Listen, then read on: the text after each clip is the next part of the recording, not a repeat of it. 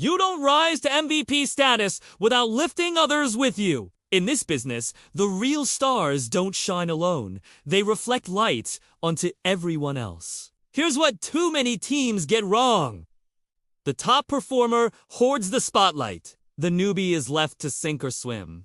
The dishwasher goes unnoticed. The hostess holds the front alone. And we wonder why teams burn out? Why service cracks? Why guests feel the tension? Hospitality isn't an individual race. It's a relay.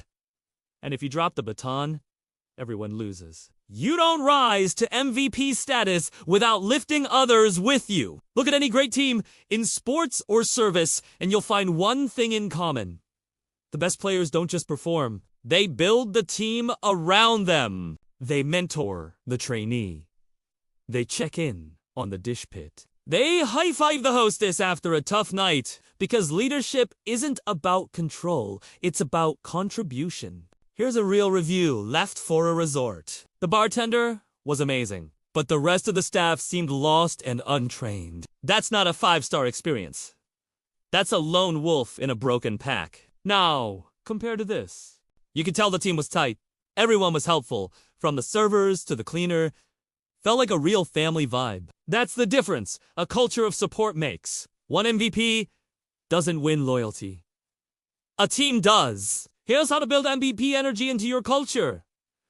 Train the trainee. Don't let new hires fend for themselves.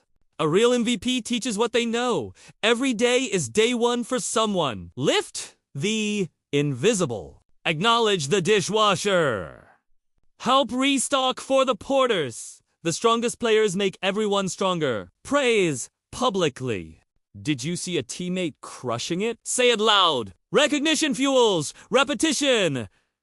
Mentor with intention. Take one junior team member under your wing each month. Long-term success is built one shift at a time. MVP isn't a title. It's a choice you make every shift. To show up.